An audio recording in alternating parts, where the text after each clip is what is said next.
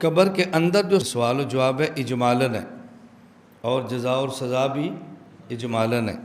اجمالاً کا معنی دخول جنت اور دخول نار نہیں ہے، بلکہ عرض جنت اور عرض نار ہے۔ یہ بات سمجھ آ گئی؟ اچھا، دوسری بات سمجھیں کہ یہ جو قبر میں سوال اور جواب ہو رہا ہے، اور قبر میں جو ثواب اور عذاب ہو رہا ہے، میں نے آپ سے کہا تھا ایک تو یہ سمجھیں کہ جسم اور روح دونوں کو ہو رہا ہے، جسم اور روح دونوں کو ہو رہا ہے۔ قبر میں فرشتہ سوال کرتا ہے من ربک، تیرا رب کون ہے؟ من نبیک، تیرا نبی کون ہے؟ ما دینک، تیرا دین کیا ہے؟ یہ کہتا ہے ربی اللہ، میرا رب اللہ ہے۔ نبی محمد صلی اللہ علیہ وسلم، میرے نبی حضرت محمد ہیں۔ دینی الاسلام، میرا دین اسلام ہے۔ اس نے کیا پوچھا؟ ما دینک، تیرا دین کیا ہے؟ اس نے کہا میرا دین اسلام ہے۔ لوگ کہتے ہیں سوال اور جواب روح سے ہو رہے ہیں، اس کا جسم سے کوئی تعلق نہیں۔ سوال یہ ہے کہ اسلام کام روح کا ہے یا اسلام کام جسم کا ہے؟ حدیث جبرائیل ہے، اخبرنی عن الاسلام قال ان تشهد ان لا الہ الا اللہ وان محمد رسول اللہ وتقیم الصلاۃ وتؤتی الزکاۃ وتصوم رمضان وتحج البیت ان استطعت الیہ سبیلا۔ یہ کلمہ جسم پڑھتا ہے یا روح؟ جسم۔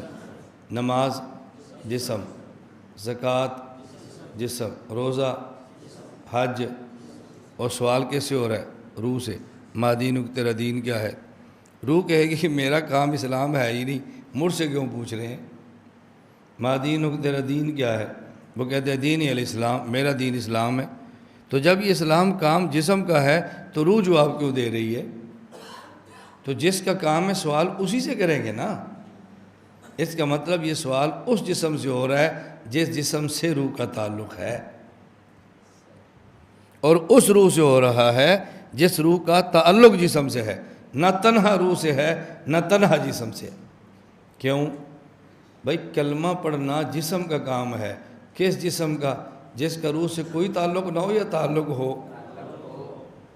روزہ اس جسم کا کام ہے جس کا روح سے تعلق ہو۔ تو قبر میں سوال اس روح سے ہے جس کے ساتھ جسم ہے، اور اس جسم سے ہے جس کا تعلق روح سے ہے۔ جو جب سوال اور جواب دونوں سے ہوگا تو عذاب اور ثواب بھی دونوں کو ہوگا۔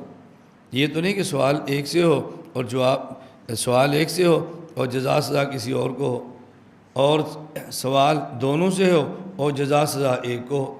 لہذا سوال دونوں سے ہے تو جزا اور سزا بھی دونوں کو ہے۔ ایک اور بات سمجھیں، یہ جو قبر میں ثواب اور عذاب ہو رہا ہے، اس کو سمجھنا چاہیں تو موت کو، نیند کو سمجھیں۔ قبر کے ثواب اور عذاب کو سمجھنا چاہیں تو نیند کو سمجھیں۔ نیند سمجھ آئے تو پھر قبر کا ثواب و عذاب سمجھ آتا ہے۔ نیند سمجھ نہ آئے تو قبر کا ثواب و عذاب سمجھ نہیں آتا۔ اور اس کو اللہ کے نبی صلی اللہ علیہ وسلم نے کیسے سمجھایا ہے؟ فرمایا جب سونے لگو تو دعا پڑھا کرو اللہم بسمک اموت و احیا۔ حالانکہ سونے لگے ہیں تو کہنا چاہیے اللہم بسمک انام و استیقظ، کہا نہیں اللہم بسمک اموت و احیا۔ جب صبح اٹھو الحمدللہ الذی احیانا بعد ما اماتنا، حالانکہ کہنا چاہیے الحمدللہ الذی ایقظنا بعد ما انامنا۔ تو یہاں اللہ کے نبی صلی اللہ علیہ وسلم نیند پر موت کا لفظ استعمال فرما رہے۔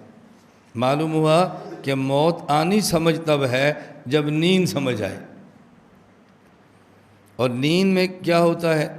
نیند میں احوال براہ راست روح پر آتے ہیں، اور روح کے واسطے سے جسم محسوس کرتا ہے۔ اور جب جاگ رہے ہوں تو احوال براہ راست جسم پر آتے ہیں اور جسم کے واسطے سے روح پہ آتے ہیں۔ اب دیکھو میری زبان سے گفتگو ہو رہی ہے اور زبان جسم ہے، آپ کے کان سن رہے ہیں اور کان جسم ہے۔ پہلے کان سنتے ہیں پھر مزہ روح کو آتا ہے۔ کیا بات ہے جی، آج تو مزہ آ گیا۔ یہ مزہ کان کو آ رہا ہے؟ کان تو سن رہے مزے روح لے رہی ہے. جو پہلے حوالہ آئیں گے کان پر اور پھر آئیں گے یہ بھی پتہ نہیں آپ کو آ بھی رہا کہ نہیں آ رہا. ایسا نہیں ہے کہ مزہ بھی مجھے آ رہا ہو پڑھا بھی میں رہا ہوں, آپ کو بھی جو پڑھا رہا ہے آپ کو مزہ آ رہا ہے. یہ بات سمجھ آ رہی ہے؟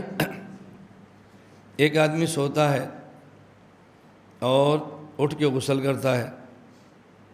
اب بتاؤ یہ سویا ہوا تھا اکیلا, اس کے ساتھ دوسرا کوئی سویا ہوا نہیں ہے, لیکن اٹھ کے جو غسل کر رہا ہے یہ جسم کو دھو رہا ہے یا روح کو؟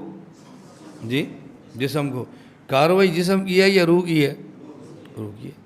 کاروائی جسم کی نہیں ہے, جسم تو جسم سے مل ہی نہیں رہا, جسم تو اکیلا ہے. اس کو جو کوئی ملا ہے اس کی وجہ سے نہانا پڑا ہے, وہ بھی روح تھی اور یہ بھی روح تھی, دونوں روحیں ملی ہیں اور گند جسم کے اوپر پڑا ہوا ہے. کپڑے جسم کے ہیں, روح کے تھوڑے ہی ہیں. کپڑے دھو رہا ہے جو جسم کے ہے اور صفائی کر رہا ہے جسم کی. اب دیکھو احوال آئے کس پر تھے؟ روح پر, اور روح کے واسطے سے جسم پر. ایک آدمی سویا ہوتا ہے آپ کے پاس ہے, ایسے اٹھتا کیا ہوا؟ مجھے سانپ نے ڈسا ہے. کبھی آپ نے کہا کیوں جھوٹ بولتا ہے؟ کوئی سانپ نہیں, ہم پاس بیٹھے ہوئے, کبھی بھی نہیں کہتے, آپ سمجھتے ہیں سچ بول رہے ہیں. یہ جو سانپ نے ڈسا ہے کس کو؟ روح کو. اور تکلیف کس نے محسوس کی ہے؟ جسم نے. ہمارے ساتھ ڈانپ ڈس رہا ہے, ہمیں کچھ بھی نہیں ہو رہا, ہمیں سانپ بھی نظر نہیں آ رہا, تکلیف بھی محسوس نہیں ہو رہی, ڈسنا بھی پتہ نہیں چل رہا, لیکن اس کی بات پہ یقین بھی کر رہے ہیں کہ سچ بول رہا ہے. جب یہ نیند سمجھ آ جائے, اب یہ ساتھ قبر ہے, اس کو سانپ ڈس رہا ہے, ہمیں تو نظر نہیں آ رہا, سونے والے کو ڈس رہا تھا, تمہیں تو تب بھی نظر نہیں آیا تھا. سونے والا چیخ بھی رہا ہے, تم تو چیخیں پھر بھی نہیں سن رہے. تو اگر مردہ چیخ رہا ہو اور ہم نہ سنیں, اشکال کی بات کیا ہے؟ تو موت کی زندگی تب سمجھ آتی ہے جب نیند سمجھ آئے. اس لیے اللہ کے نبی نے نیند کے لیے لفظ موت استعمال کی ہے, اور خود قرآن نے نیند کے موت کے لیے لفظ نیند استعمال کیا ہے. یا ویلنا من بعثنا من مرقدنا. یہ مرقد سونے کی جگہ ہوتی ہے, مرقد مرنے کی جگہ نہیں ہوتی. تو قرآن کریم مرنے کی جگہ کو سونے کی جگہ کہہ رہا ہے. تو نیند پر موت کا لفظ ہے اور موت پر نیند کا لفظ ہے. یہ موت سمجھ آ جائے تو قبر کے بعد والی زندگی کو سمجھنا کوئی مشکل نہیں, بڑے آرام سے بندہ سمجھ لیتا. جب آدمی جاگ رہا ہو تو حالات براہ راست آتے ہیں جسم پر اور جسم کے واسطے سے, اور جب آدمی سو رہا ہو تو حالات براہ راست آتے ہیں روح پر اور روح کے واسطے سے جسم. جب آدمی جاگ رہا ہوتا ہے نا, جاگ رہا ہوتا ہے, اب روح کی پرواز کم ہوتی ہے اور حالات جسم پر آ رہے ہوتے ہیں. جب آدمی سو جاتا ہے نا تو روح کی پرواز بڑھ جاتی ہے اور حالات براہ راست جسم پر نہیں آتے بلکہ روح پر آتے ہیں. اب امان کے ساتھ آپ بتاؤ, دیکھو یہ بیٹھے سبق پڑھ رہے ہیں, یہ سبق پڑھ رہے ہیں, ایک آدمی جاگ رہا ہے, اس کا معاملہ اور ہے. ایک آدمی جاگ رہا ہے نا, اسے آپ کہتے ہیں یار یہ مجھے قلم پکڑانا, اور یار میں مدینے پہنچا ہوا تھا, کیا تو نے کیوں جھوٹ بولتا ہے یار. لیکن اگر آدمی سو رہا ہو, آپ اس کو اٹھا کر کو ذرا قلم دینا, کہ یار میں تو مدینے پہنچا تھا, اب آپ مان لیں گے یا نہیں؟ اب بتاؤ یہ جو سو رہا ہے مدینے کون پہنچا ہے, اور کتنی جلدی روح واپس آئی ہے, کتنی جلدی واپس آئی؟ سیکنڈ نہیں, سیکنڈ کا بھی ہزارواں حصہ واپس آ گئی. یہ روح کی پرواز ہے. یہ کب پرواز ہے؟ جب سو رہا ہے, اور جب سو نہیں رہا قبر میں ہوگا تو اب روح کی پرواز دیکھیں آپ کتنی بڑھ جائے گی. اب کتنی پرواز بڑھے گی. روح کا جسم سے تعلق ہے تصرف, چلنا پھرنا, اٹھنا بیٹھنا, کھانا دوڑنا. ایک تعلق ہے تدبیر, سانس آ رہا ہے جا رہا ہے, خون گردش کر رہا ہے, کھانا ہضم ہو رہا ہے, نبض چل رہی ہے, دل کی دھڑکنیں کام کر رہی ہیں. یہ کیا ہے؟ تعلق ہے تدبیر. ایک ہے تعلق حیات کہ جس کی وجہ سے آدمی زندہ ہے. جب آدمی توجہ رکھنا, جب آدمی سو جاتا ہے نا تو اس کا تعلق حیات بھی ہوتا ہے تعلق تدبیر بھی ہوتا ہے لیکن تعلق تصرف ختم ہو جاتا ہے۔ روح کا بوجھ کم ہو گیا، پرواز بڑھ گئی۔ اور جب آدمی قبر میں ہوتا ہے تو تعلق تدبیر بھی ختم ہو جاتا ہے، اب روح کی پرواز اور بڑھ جائے گی۔ اور براہ راست حالات روح پر آنے ہیں یا جسم پر؟ جی سننا روح نے ہے یا جسم نے؟ روح نے، اور روح کے واسطے سے۔ اب اگر روح دور سے بھی کیچ کر لے تو کیا ہے، آہستہ بھی سن لے تو کیا ہے؟ اب تو سماع روح کا ہے، جسم کا نہیں ہے، پرواز بڑھ گئی ہے اس کی، آہستہ بولے تب بھی سن لے، عام مردے کی بھی روح سن لے، اشکال کیا ہے اس میں؟ وہ جی مردہ کیسے سنتا ہے؟ خرق عادت سنتا ہے، عادتاً سنے تو کفر ہے۔ موت کے بعد جسم نے سننا ہے یا روح نے؟ جی اور روح کی پرواز بڑھ گئی یا کم ہوگی؟ اب اگر روح سن لے تو خرق عادت ہوگی یا عادت ہوگی؟ ہاں جسم کو ہو نا براہ راست سنے، یہ خرق عادت ہے، اس کا تو کان ہی نہیں، سنے گا کیسے؟ آنکھ ہی نہیں، دیکھے گا کیسے؟ ہاتھ ہی نہیں، پکڑے گا کیسے؟ لیکن دیکھنا کس نے ہے؟ روح نے۔ سننا کس نے ہے؟ یہ خرق عادت کیسے ہے؟ اور یہ ہم کہیں نا خرق عادت تو سمجھ آتی ہے، تم کہو تو سمجھ نہیں آتی۔ کیوں؟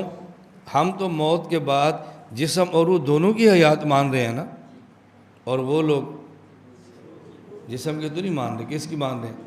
تو روح دیکھ لے تو کیا اشکال ہے، وہ تو زندہ ہے، پرواز بھی زیادہ ہے۔ وہ سن لے تو کیا اشکال ہے، پرواز بھی زیادہ ہے، اس میں حرج کی بات کیا ہے؟ ہمیں اشکال ہو تو ہو، تمہیں تو اشکال نہیں ہونا چاہیے، لیکن اشکال بھی تمہیں ہے، ہمیں کوئی اشکال نہیں ہے۔ تو موت کے بعد کی زندگی سمجھ آتی ہے جب آدمی کو نیند سمجھ آئے۔ بات سمجھ آئی؟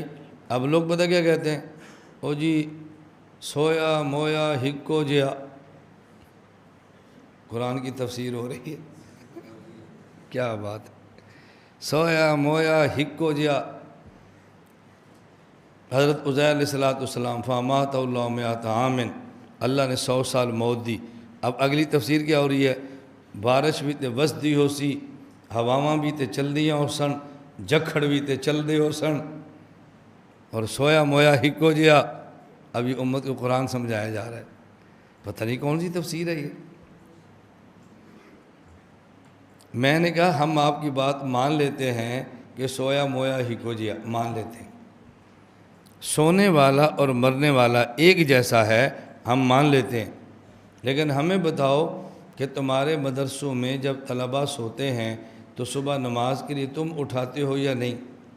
جی اٹھاتے ہیں۔ تو جب آپ طالب علم کہتے ہیں اٹھ جا، وہ پہلے اٹھتا ہے پھر تمہاری بات سنتا ہے یا پہلے سنتا ہے تو پھر اٹھتا ہے؟ جی پہلے سنتا ہے پھر اٹھتا ہے نا؟ تو آپ تو کہتے ہیں سویا مویا ہکو جیا، یہ سوئے نے تو سن لیا، پھر مان لو نا کہ مویا بھی سنتا ہے۔ جب سونے والا مرنے والا ایک جیسے ہیں، نہ وہ سنتا ہے نہ یہ سنتا ہے، تو پھر کیوں کہتے ہو بھائی استاد جی آرام فرما رہے ہیں، ذرا دور کھیلو دور، کوئی اس نے کون سا سننا ہے، یہ تو مرے ہوئے کی طرح ہے، کھیلو۔ اس کا مطلب کہ تمہارا ذہن مانتا ہے کہ سونے والا سنتا ہے، تو جب سونے والا سنتا ہے تو مرنے والا کیوں نہیں سن رہا؟ سونے والے کی کون سنتی ہے؟ روح، اور مرنے والے کی؟ موت کے بعد تو حالات جسم پر شروع، روح پر براہ راست ہیں اور روح کے واسطہ سے جسم پر ہوتے ہیں۔